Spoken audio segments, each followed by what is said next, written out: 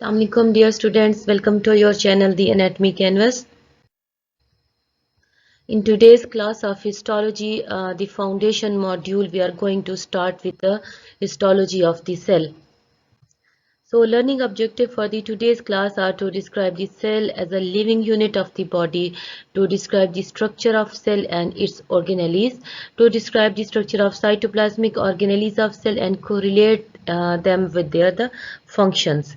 So first, cell is a basic structural and functional unit of multicellular organism. There are two types of cell, as you all know.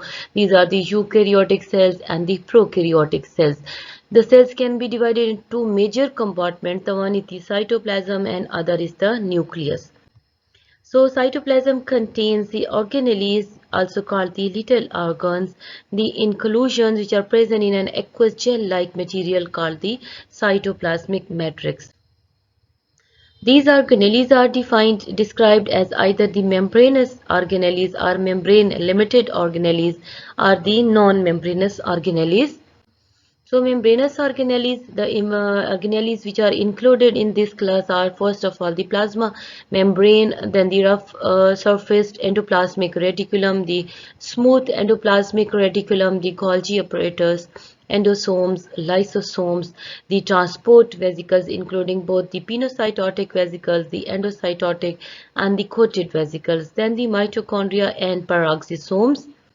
And non-membranous organelles include the microtubules, the filaments, the centrioles, and the ribosomes. So an overview of the cell membrane. The cell membrane separates the living cell from the non-living surrounding, that is, maintains the compartmentalization, and it separates the environment of the cell from the extracellular environment. It is a thin barrier about 8 nanometer in thickness. It controls the traffic in and out of the cell, and it is a selectively permeable membrane, means allows some substances to cross more easily than the others. And it is also some part of it is hydrophobic while other is hydrophilic part, and it is made up of the phospholipids, the proteins and other molecules. So this is just an overview of the cell membrane. Now we will do the details. This is a cell membrane, that is a gateway to the cell, composed of the lipid bilayer, in which studied are either the peripheral proteins or integral protein, and attached to the either the bilayer or the proteins are the carbohydrate molecules forming the glycocalyx.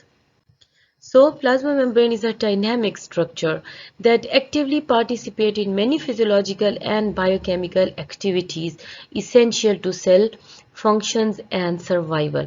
Plasma membrane is composed of an amphipathic lipid bilayer. Here you can see this is the amphipathic lipid bilayer containing embedded either the integral proteins, the peripheral proteins, or the integral proteins, also called the transmembrane proteins, which spans whole of the thickness of the lipid bilayer. So in this lipid bilayer you can see these lipid molecules, fatty acid molecules, are having two ends. One is hydrophobic and other is hydrophilic. So this is the phospholipid molecule, fatty acids. This is the phosphate group and this is the fatty acid tail.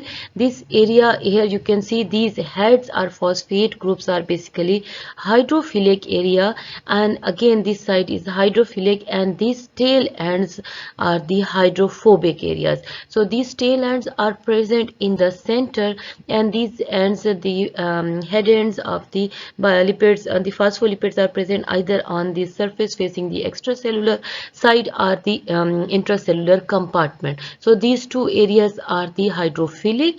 They forming either E phase of the cell membrane or P phase. E means the E phase meaning the one which is facing the extracellular compartment, and P phase the one which is facing the protoplasm of the cell. So again here you can see the phospholipid bilayer. These are the head, these are the hydrophilic head and hydrophilic tails present, and again you can see on inner side again the hydrophilic heads are present. This area is non-polar hydrophobic tail. So, a fluid mosaic model was first proposed by in 1972 by S.J. Singer and Nicholson, and it shows that basically it is a fluid mosaic model in which the fatty acids are present. In the case of phospholipids are present like lipid bilayer, in which you can see the protein molecules which are embedded protein, may be peripheral proteins, protein may be integral proteins. So membrane is a collage of the protein and other molecules embedded in fluid matrix of the lipid bilayer. In this diagram, you can see this is the lipid bilayer in which different cholesterol moieties are present. Also the peripheral proteins are present, the integral proteins are present, and these are the proteins which are present, anchoring molecules present on protoplasm of the cell. Also, you must remember that the transmission electron microscopy shows that basically this cell membrane is a trilaminar structure, not a bilaminar. When it is stained with the osmium deposits are present more on outer side, that is both hydrophilic areas, and these areas appears as electron dense areas, the outer electron dense area and the inner electron dense area, and in the center, which is the hydrophobic area, there is a minimum deposition of the osmium, and this area appear as an electron lucent area. So electron micrography shows that this membrane, the cell membrane, is a trilaminar membrane in which different parts are forming it, like the lipid bilayer, the proteins, the carbohydrates, etc. So this is the labeling, the filaments of the extracellular compartment, the cholesterol present, the phospholipids, the transmembrane proteins which are present, and the peripheral proteins which are present. Here you can see the glycoproteins which are present over here, and the glycolipids which are attached to the lipid bilayer. Another important concept here is that of the lipid raft. So what is lipid raft? These are the localized region within the plasma membrane, contains high concentration of cholesterol and the glycosphingolipids. Here you can see this is the area of the lipid raft, and it contains high concentration of the glycosphingolipids and the cholesterol, and in the center of these areas the longer highly saturated fatty acid chains are present in this, and also it contains large amount of the protein molecules which are embedded in it. So owing to high concentration of cholesterol and presence of longer, highly saturated fatty acid chains, the lipid raft area is thicker and exhibits less fluidity than the surrounding plasma membrane. So this is a new concept. You must memorize that the lipid rafts are present in the cell membrane. These are the localized region within the plasma membrane containing the higher concentration of the cholesterol and the glycosphingolipids. Also, lipid raft contain variety of integral proteins and peripheral proteins. Both are embedded in the area of the lipid raft, and these are involved in the cell signalings. So these can be viewed as a signaling platforms floating in oceans of the lipids. So here you can see a structure of the lipid bilayer. Here you can see the heads of the bipolar layer and the tails of the bipolar layer. These are the hydrophobic area, the hydrophilic areas, and in the center you can also see the cholesterol which is present. These are the integral proteins which are present. These are the peripheral protein, and this area is the lipid raft, which and these green colors are the basically carbohydrates either attached to the protein forming the glycoprotein or attached to the lipid forming the glycolipids.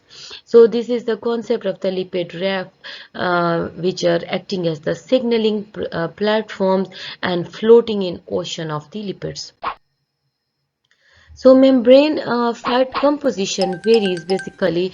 If unsaturated hydrocarbon tails are present, they kink, and this is more fluid in nature. And if saturated hydrocarbon tails are present, it is more viscous. So percentage of the saturated to unsaturated hydrocarbons shows the fluidity or viscosity of the cell membrane. So keep membrane less viscous. Membrane proteins also determines the membrane specific function. The cell membrane and organelles membranes each have a unique collection of the proteins. So membrane proteins either may be the peripheral proteins or the integral protein. Here you can see this one is the integral protein which spans the whole thickness of the cell membrane, present facing both the outer side, the extracellular compartment as well as the protoplasm. Attached to this is a smaller another protein which is the peripheral protein. So these peripheral proteins, these are loosely bound to the surface of the membrane and cell surfaces identity markers, usually acting as the antigen receptors.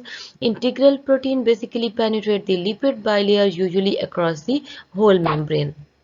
So these are the transmembrane proteins, and they are also the transport protein, the channels and the permeases or pumps. Different functions are performed by these integral proteins. Protein domains anchor the molecule. Here you can see these are the different proteins. These are the integral protein. It has two parts. The one part which is present in the center is non-polar area of the protein, and this is basically hydrophobic area. At the end, either on the E phase or on the P phase, you can see the polar areas of the proteins are present, and these areas are also the hydrophilic areas. So please memorize, these are the integral protein. They span the whole thickness. In the center you can see hydrophobic non-polar areas, and on each side you can see hydrophilic polar areas. So on outer surface of the membrane, polar amino acids are present, which are basically hydrophilic in nature.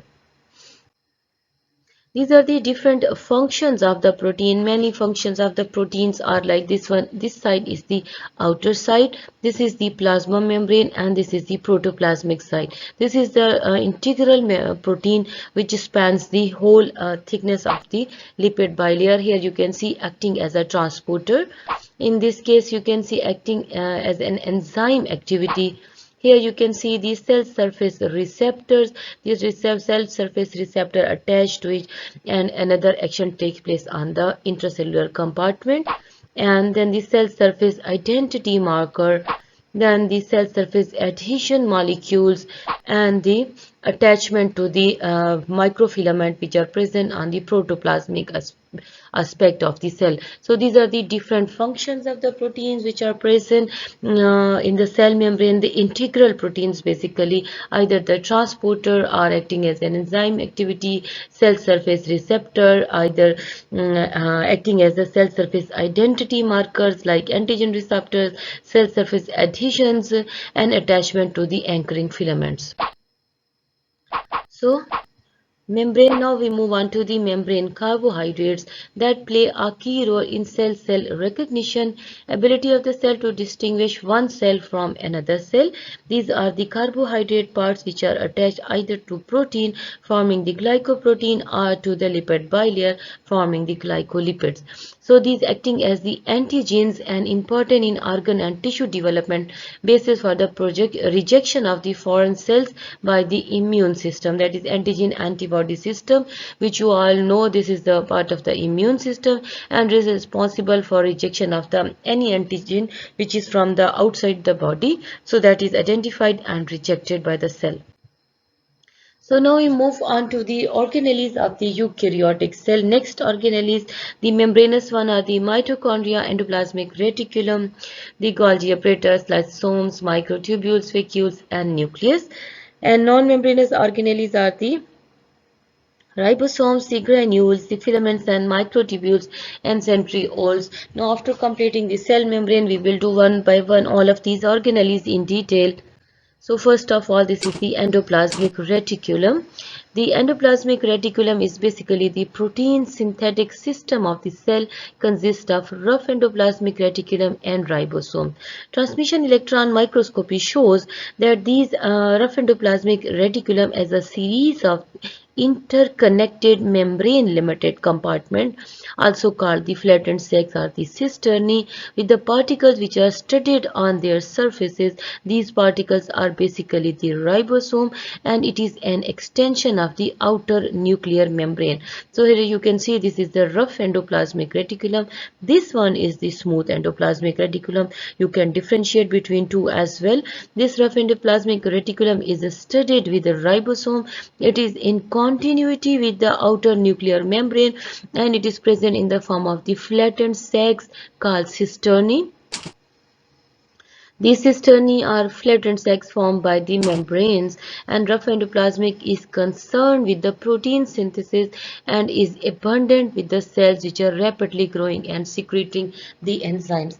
Another very important point from microscopy you must memorize that as these cells are studded with the ribosomes, and these ribosomes contain the RNA, so phosphate group of this nucleic acid, basically it is basophilic in nature.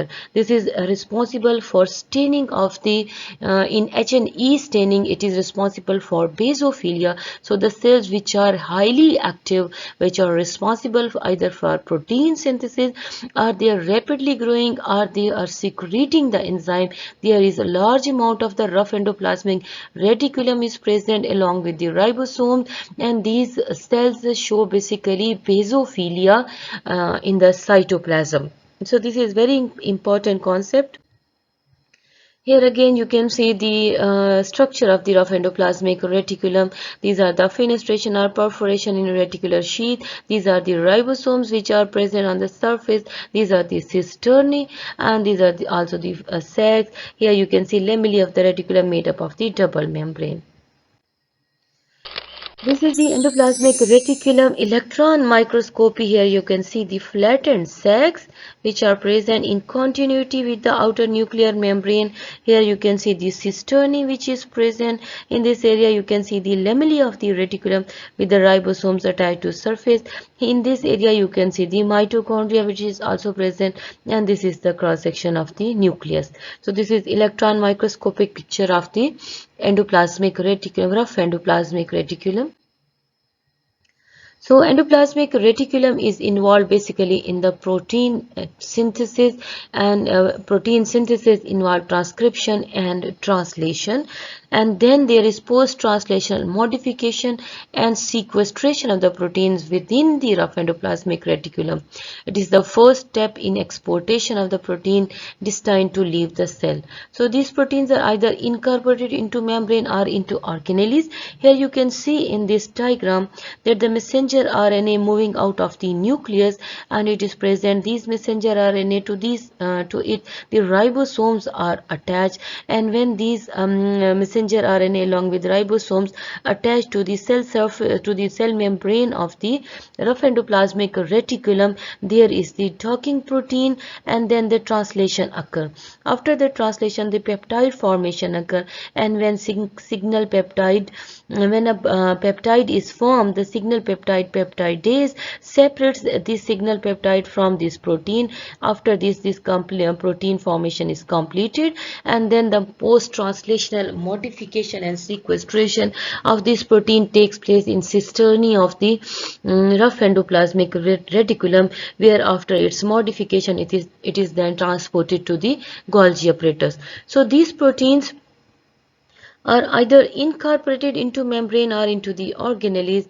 The special proteins are present that are called chaperones. These proteins play a role in proper folding of the protein. These are important. These chaperones are present in the rough endoplasmic reticulum, the cisternae of the rough endoplasmic reticulum, and these are responsible for three-dimensional structure and folding of the proteins which are newly synthesized from the post-translation, from the process of the translation. So protein glycosylation also occur in endoplasmic reticulum, that the carbohydrates are attached to newly synthesized proteins.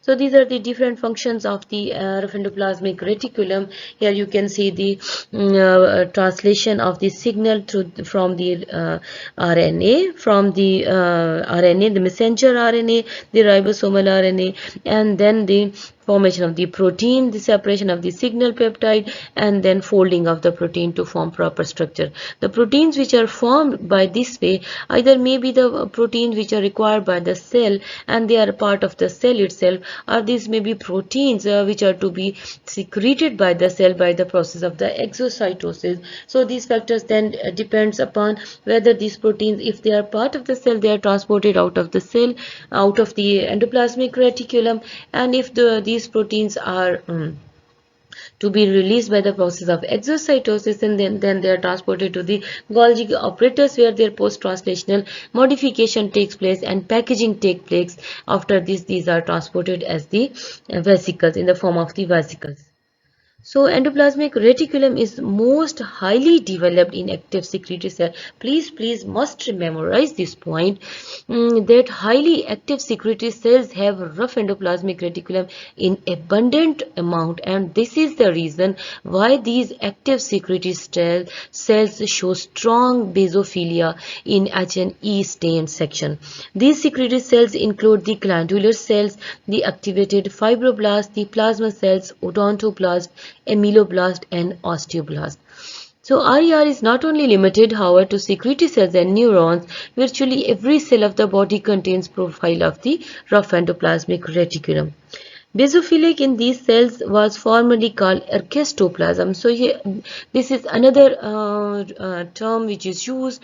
The orchestoplasm. This term is basically used for the basophilia. It was a previous term formerly used and is caused by presence of large amount of the RNA. And also remember, this is the phosphate group present in the nucleic acid which is responsible for this basophilic staining. So in this case, the ribosomes and polysomes are free in the cytoplasm. The large basophilic bodies of the nerve cells, which are called nasal bodies, consist of both RER and large number of the free ribosomes.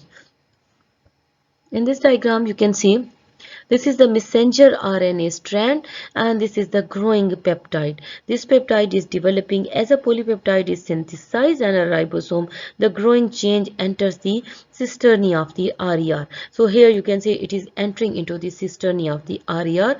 Then the polypeptide assumes it's a secondary and tertiary structure. Here you can see the modification, the secondary and tertiary structure of the protein molecule. After this, the completed protein may become an enzyme or a glycoprotein. The glycoprotein and the enzymes are packaged in transport vesicles, and these vesicles deliver the proteins, enzymes, and glycoprotein to the Golgi apparatus. So here you can see these are the cisternae of the endoplasmic reticulum. The outer membrane is studded with the ribosomes, and here you can see the matrix of the RER, that is the cisternae of the RER. Now is the smooth surfaced endoplasmic reticulum, and this smooth endoplasmic reticulum consists of short anastomosing tubules that are not associated with the ribosomes. Basically, it gives acidophilia. So please remember, rough endoplasmic reticulum give rough endoplasmic. If it is rough, it gives basophilia, and if it is a smooth surface endoplasmic reticulum, it gives acidophilia or eosinophilia. This is important concept, and this is eosinophilia is because of the membranous structure of the endoplasmic reticulum. These are basically in the form of the tubules. The smooth endoplasmic reticulum is abundant in cell that function is lipid metabolism. This is another important MCQ as well. The cell that synthesizes fatty acids and lipids, these may be hepatocytes, the adrenocortical cells, the testicular Leydig cells. The smooth endoplasmic reticulum is the principal organelle involved in detoxification and conjugation of the noxious substances, lipids, and steroid metabolism. So it contains the cytochrome P450 enzyme, which is present, which is responsible for detoxification of the different noxious substances. This is another very important function of the smooth endoplasmic reticulum. So because of this function, this smooth endoplasmic reticulum is abundant in hepatocytes, because liver is the major organ which is responsible for detoxification of the injurious agents. This smooth endoplasmic reticulum is also involved in glycogen metabolism, also involved in membrane formation and recycling, and in skeletal and cardiac muscle. Another very important function. The smooth endoplasmic reticulum is present in the form of the sarcoplasmic reticulum, and here it stores the calcium ion. This is very important MCQ as well. So you must remember from MCQ's point of view as well that the smooth endoplasmic reticulum, first it is acidophilic and one MCQ, then you should know that it is a tubular in structure in contrast to the rough endoplasmic reticulum which are present in the form of the sacs. Then smooth endoplasmic reticulum involved in lipid metabolism while rough endoplasmic reticulum involved in protein synthesis.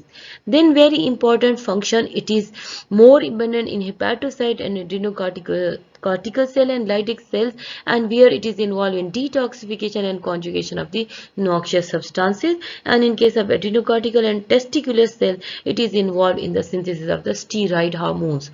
Also involved in glycogen metabolism, membrane formation, and another important function in skeletal and cardiac muscle is that it is present in the form of sarcoplasmic reticulum where it stores the calcium ions. So, smooth endoplasmic reticulum versus rough endoplasmic reticulum. The three-dimensional view of the smooth, here you can see the cisternae, the flattened sacs of this rough endoplasmic reticulum. It is in continuity with the outer nuclear membrane. Here you can see the smooth endoplasmic reticulum which is present in the form of the tubules. The different functions of the endoplasmic reticulum are that it provides a larger surface area for chemical reaction to take place, it provides pathway for the transport of the materials through cell, produces the proteins, especially enzymes, produces lipids and steroids, collect and storing the synthesized material, and provides a structural skeleton to maintain cellular shape, that is the smooth endoplasmic reticulum of rod cells of the retina, which is very important here. In case of the retina, it maintains the shape of the rod cells of the retina. Then we move on to the ribosomes. The ribosomes are very tiny, invisible under light microscope. Dense specks of ribosomes free in cytoplasm are attached to the endoplasmic reticulum. It has having two subunits. One is the smaller subunit and other is the larger subunit. Each subunit composed of the ribosomal RNA and the proteins. So this is the site of the protein and enzyme synthesis. Here you can see again the same diagram, the messenger RNA strand attached to the ribosomes, which is attached to the endoplasmic reticulum, and the growing peptide, it is entered into the cisternae of the RER, and then after formation of the proteins, it is separated from the ribosomes, and then the modification, after the modification it is enclosed in a form of a vesicle called the transport vesicle, where it is transported to the Golgi apparatus. So these are the sites of the protein and enzyme synthesis, and messenger RNA specifies the sequence of amino acids. Some proteins packaged in vesicles by the endoplasmic reticulum. Now we move on to the Golgi apparatus, and this is an H&E stain section of different cells of the body. The Golgi apparatus is a well developed in secretory cells and does not stain with eosine or hematoxylin. So this is again very important concept whenever you are going to study different H&E stain section, and whenever you see the basophilia, it means the cell is highly active. It contains a large amount of the rough endoplasmic reticulum and the ribosome. Whenever you can see a large amount of the eosinophilia, means cell is secretory in nature, it is associated with the lipid metabolism and the steroid synthesis, and large number of the smooth endoplasmic reticulum is present. But from Golgi apparatus point of view, it do not take any stain. Very important MCQ usually comes in the part first examination of the FCPS, that is a halo around the nucleus is seen because of which organelle. So you must remember this halo around the nucleus is because of the Golgi apparatus, because usually Golgi apparatus is present in a supranuclear position. Here you can see in this diagram as well, this is the nucleus, this one is the nucleus and the nucleolus, and in supranuclear region you can see the clear area which is present. This clear area also you can see over here. This area is clear. This clear area are halo around the nucleus. This is because of the Golgi apparatus, but because it do not take stain with the hematoxylin or leucine. This is an important MCQ as well. The Golgi apparatus functions in post-translational modification, sorting, and packaging of the proteins. The Golgi complex is a network of flat and smooth membranous sacs, cisternae, and vesicles, and is responsible for secretion of the proteins from the cells, the hormones, the plasma protein digestive enzyme, and it works in combination with the endoplasmic reticulum. So, electron microscopy shows that Golgi apparatus has three phases. This is the cis phase or concave phase, this is the medial phase, and this is the trans phase or the mature phase. So, these are the three phases. The incoming transport vesicles are entering through the cis phase, passing through the medial phase, and after packaging and the sorting and packaging of these proteins, these are excreted as secretory vesicle through the trans phase. Another important point you must remember, this is the pathway for usually all of the protein which are synthesized by the rough endoplasmic reticulum and transported to the cis phase. But in case of the lysosome, the concept is a little bit different. The lysosome synthesis, after their synthesis, they are transported to the trans phase of the Golgi apparatus, and here their modification and take place, and they are formed as in the form of the vesicle, then they are secreted out. So this is an important concept because lysosomes have different enzymes. They are the suicide bags of the cell, so they must be have a different mechanism other than the usually normal proteins. So please remember, this is the cis phase, this is the medial phase, and this one is the trans phase. So Golgi apparatus or the Golgi complex is usually associated with the rough endoplasmic reticulum. This is the rough endoplasmic reticulum. These are the transport vesicle which are transported to cis phase of the Golgi apparatus, then the medial phase, and then the trans phase. So it is a site of the final processing of the proteins to be secreted out of the cells.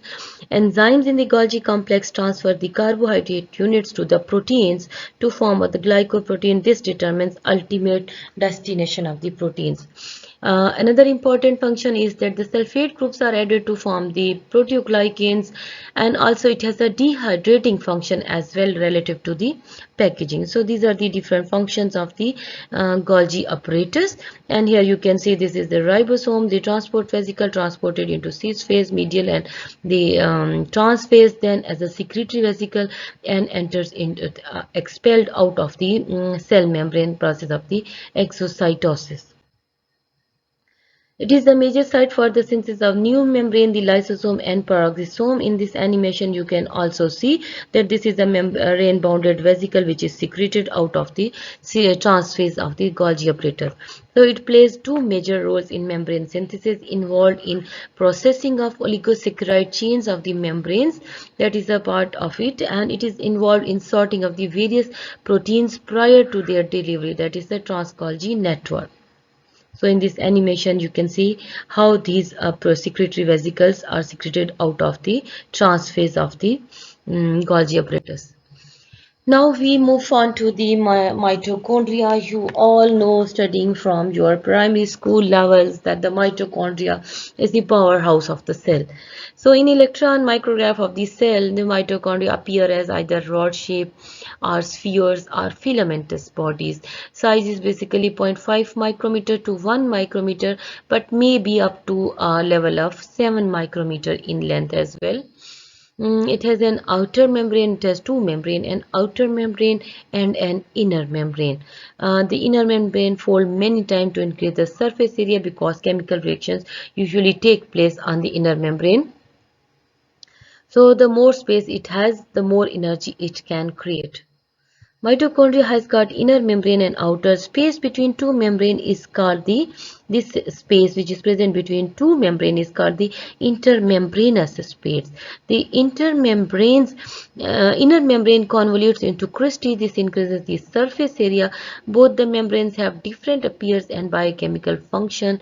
inner membrane then here you can see the matrix of the mitochondria is present, and it contains components of the electron transport chain. Also very important concept about the mitochondria is that it has also its own DNA, and it has its own RNA, which is different from that of the DNA which is present in the nucleus. So sometimes it is previously it was thought that this is another organelle which lives within a cell in symbiosis with the cell, because it has its own DNA, and because of this own DNA and RNA it can synthesize its own proteins as well. So this is very important MCQ. Next, it is impermeable to most ions including hydrogen, sodium, ATP, GTP, CTP, etc., and to large molecules. For the transport, special carriers are present. For example, adenine nucleotide carrier, ATP adenine transport, complex 2 carrier for the succinate dehydrogenase, complex 5 carrier for the ATP synthase. So these are the different carrier proteins which are present for different enzymes.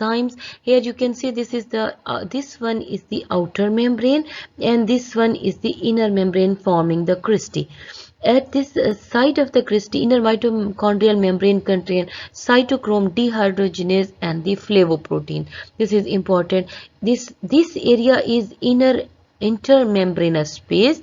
This area is intercrystal space, and this grayish color area is the matrix of the mitochondria, and in this matrix you can see the matrix granules are also present. This area is enlarged over here. Here you can see the elementary particles which are present in this area, and these elementary particles, their heads which are facing the matrix, they are having the ATP synthase enzyme, and here the electron transport usually take place.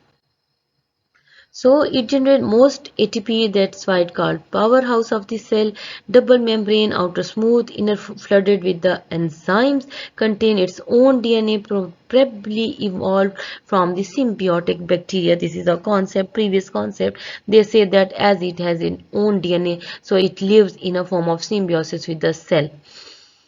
Now, the inner mitochondrial membrane performs the oxidation reaction of the respiratory transport chain. It synthesizes ATP and regulates transport of metabolites into and out of the matrix. This is again important MCQ as well. Then intermembranous space contains having the creatine kinase, the adenylate kinase, and the cytochrome C enzyme. The matrix contains the soluble enzyme of citric acid cycle, an enzyme involved in the fatty acid oxidation. So please remember these are the MCQs. You must memorize these all points as well. So now we move on to the lysosomes, that is the series of the flat membranous sacs, modifies, concentrate and packages the protein for secretion or exocytosis. Main important three function of the lysosome. First, any organelle which is dying, which is not functioning properly, like any mitochondria or any other organelle, it attaches itself to the lysosomes, and then lysosome engulf and digest this organelle and its important nutrients and then reabsorb. The second function is any extracellular material, whether it is solid or fluid, that is it entering by the pinocytosis or the phagocytosis, is attaches to the lysosome. So here you can see this is the primary lysosome, which is secreted by the transphase of the Golgi apparatus, and when it engulfs a phagosome, it becomes the secondary lysosome. After the secondary lysosome digesting all the material, it becomes the some of the material may remain itself for like life, and it will form the tertiary lysosome, while remaining will be excluded out of the cell by the process of the exocytosis. So like lipofuscin, which is an aging component, it remains inside the lysosome, and lysosome in such cases is called the tertiary lysosome. The third important function of the lysosome is the autophagy. Whenever there is injury to the cell, or sometimes there is radiation which damages the cell membrane of the lysosome is damaged, and it releases its enzymes which causes engulfing and the digestion of the cell. The process is called autolysis. So because of this function, it is also called the suicide bags of the cells as well. Lysosome combine with the food taken in by the cell. The enzyme in lysosome bind to the food and digest it. Next, smaller molecules are released which are absorbed by the mitochondria. So this is the animation of the lysosome. These are present within the cell, functioning in the cell. When an organelle no longer works, lysosome will attach itself to it and break down. I have told you already in the previous slide. Lysosome also destroys the cell if it breaks open. This is the suicide bag, or sometimes ultraviolet light damages the lysosomal membrane, so it releases its enzymes and then it digests the cell. So these are the different functions of the lysosomes.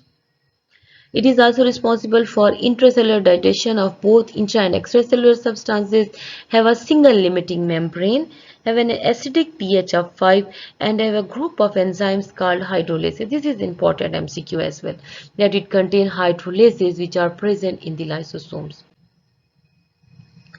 So digesting food, this is the diagrammatic presentation. The lysosome digesting the food and food vacuoles then released, digesting the organelles like and digesting the cell. And isolysosome structure here, the membrane which is a single membrane, and inside you can see the hydrolases and different enzymes which are present. So, membranous bags of digesting enzymes destroy particles taken in endocytosis and phagocytosis. These are destroying the particles, removal of the excess cell and tissue by the process of the autolysis, also called the cell suicide. And another important function, this is very important function, that is removal of the bone matrix to release calcium, because this lysosome, it is present in larger amount in the bone forming cell, that is the osteoclast. So it is present in a larger amount in the osteoclast, and osteoclast causes resorption of the bone material to release calcium. So this is a very important MCQ in from both point of view, whether they are present in osteoclast or whether they are releasing the calcium by the process of the resorption. So these are important MCQs as well. Now we move on to the peroxisomes. The peroxisomes, also called because of their ability to produce or utilize the hydrogen peroxide. They are the small, oval or spherical in shape, have fine network of tubules in their matrix, and contain about 50 different enzymes. The number of the enzymes fluctuates according to the function of the cell.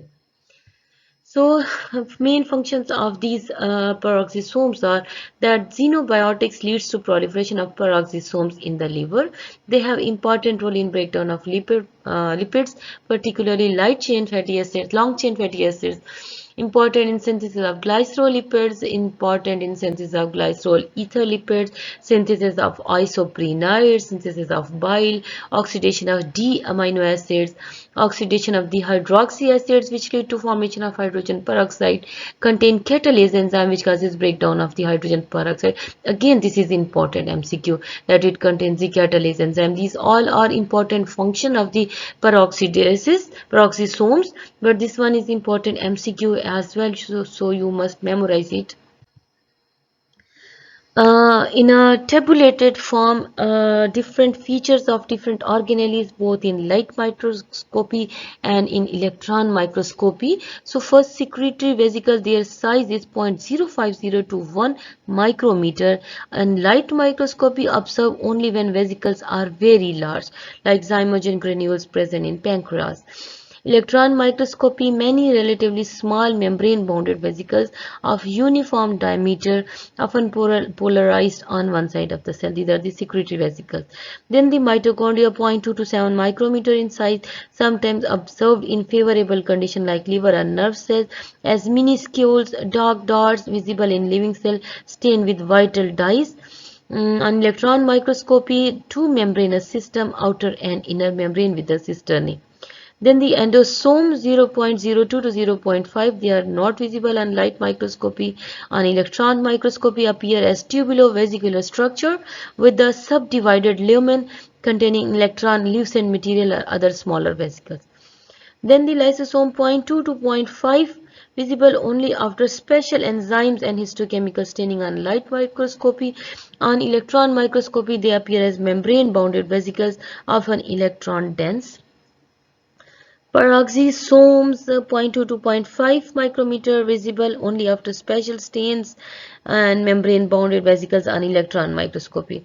Cytoskeletal elements 0.006 to 0.025 micrometer only observed when organized into larger structures like muscle fibrils, long linear staining pattern with width and feature characteristic of each filament. We will do this filamentous structure in the next lecture, inshallah. The ribosomes are 0.025 micrometer. They are not visible in light microscopy. On electron microscopy, they appear as minute dark dots often associated with rough endoplasmic reticulum. The glycogen vesicles, granules, they are 0.010 to 0.040, observed as purple haze region of the cytoplasm metachromasia with the tarvidine blue stain section. They are non-membranous. They are present in the form of the inclusions. Similarly, lipid granules 0.2 to 0.5 up to 80 readily visible when extremely large, like in case of the adipocyte, appear as a large empty hole because these lipids are usually dissolved during the process of fixation and staining, so appears empty spaces, a large hole in the cell. And on electron microscopy, their non-membranous inclusion generally appear as a void in the section. Then the nucleus, the 3 to 10 micrometer in size, largest organelle within the cell with distinct boundary, often visible nuclei and chromatin. These are the light microscopic picture. On electron microscopy, it is surrounded by two membranes, nuclear envelope containing nuclear pore, complexes and perinuclear cisternae spaces, region with condensed and diffused chromatin, and the heterochromatin and euchromatin. The nucleolus 1 to 2 may be present in the cell, roughly circular, basophilic in light microscopy, also seen on electron microscopy as dense non-membranous structure. Then the plasma membrane, it is not visible on light microscopy and visible as a bilaminar membrane on electron microscopy. Rough endoplasmic reticulum observed only as basophilic area in light microscopy, while on electron microscopy appear as flattened sheets or sacs. Similarly, smooth endoplasmic reticulum not visible on light microscopy, but in electron microscopy appear as flattened sheets, tubes or sacs. Similarly, Golgi apparatus, sometimes observed as a negative staining region, appear as network in heavy metal staining preparation, and on electron microscopy appears as stacks of the flattened membranous sheets, often adjacent to one side of the nucleus. So here I complete my today's lengthy class, and we will do the remaining organelles in the next lecture, inshallah ta'ala. References for today's class are the Basic Histology by Laik Hussain Saddiq, the Histology Text and Atlas by John Quera, and Histology Text and Atlas by H. Ross. Thank you very much, dear student, for your attention, and Allah Hafiz till the next class.